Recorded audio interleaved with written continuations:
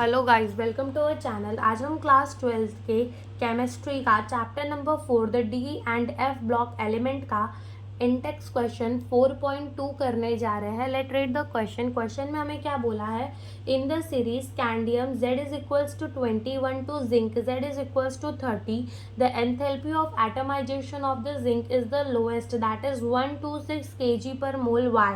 तो देखो, सबसे पहले तो यहाँ पे वो क्या कह रहा है, सीरीज के अंदर, कौन सी सीरीज के अंदर, 3D सीरीज के अंदर स्कैंडियम से लेकर जिंक तक, यानी कि एटॉमिक नंबर 21 से लेकर 30 तक जाए तो जो एंथैल्पी ऑफ एटमाइजेशन होती है वो जिंक की लोएस्ट होती है। ऐसा क्यों?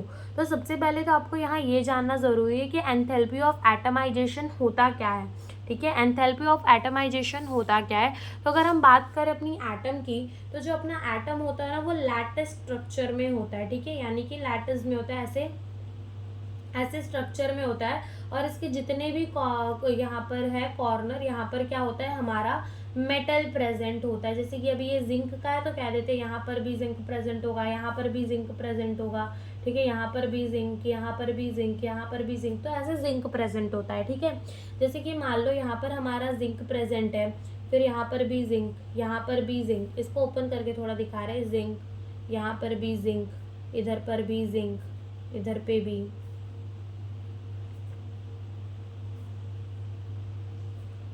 ठीक है, तो देखो कितने अमाउंट ऑफ एनर्जी रिक्वायर होती है 1 मोल ऑफ लैटिस को अगर हम उसका बॉन्ड तोड़े। ठीक है, हमारा एटम पाने के लिए, इंडिविजुअल एटम पाने के लिए, तो उसको क्या कहते हैं, उसको कहते हैं हम एंथैल्पी ऑफ द एटमाइजेशन। उसको क्या कहते हैं, एंथैल्पी ऑफ द एटमाइजेशन कहते हैं। ठीक है, तो एंथैल्पी ऑफ एटमाइजेशन किसको बोलते हैं, the amount of energy required to break the 1 mole of lattice into the individual atom, उसको हम क्या बोलते हैं, एंथैल्पी ऑफ एटमाइजेशन बोलते हैं। तो अगर हम 3D सीरीज के अंदर देखें, स्कैंडियम से लेकर पूरा जिंक तक अगर हम देखें, तो स्कैंडियम से लेकर कॉपर तक जो है हमारा जो इलेक्ट्रॉनिक कन्फिगरेशन होता है उसमें हमारे अनपेयर इलेक्ट्रॉन होते ही होते हैं, या तो d ऑर्बिटल के अंदर होते हैं या फिर s ऑर्बिटल के अंदर होते हैं। बट जो जिंक है, जिंक का जो इलेक्ट्रॉनिक कन्फिगरेशन होता है वो क्या होता है, आर्गन 3d10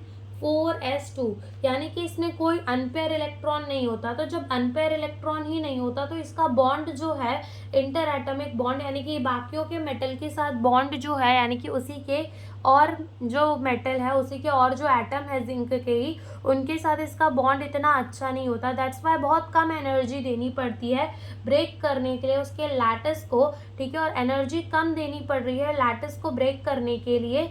तो इसी का तो मतलब होता है कि एंथैल्पी ऑफ एटमाइजेशन, यानी कि एंथैल्पी ऑफ एटमाइजेशन भी जिंक का बहुत ज़्यादा कम होता है। तो हम ऐसे लिखेंगे, तो electronic configuration of the zinc is argon 3d10 4s2 due to the absence of the unpair electron in the zinc. Absence यानी कि अनपेयर इलेक्ट्रॉन नहीं होता जिंक के अंदर, बिकॉज देखो 3D वाला है वो भी कंप्लीटली फिल्ड है एंड 4s वाला है वो भी कंप्लीटली फिल्ड है। The inter atomic bonding is weak in zinc, यानी कि जो ये बाकी के जिंक के साथ क्या बना रहा है, बॉन्ड बना रहा है, वो बहुत ज़्यादा वीक होगा।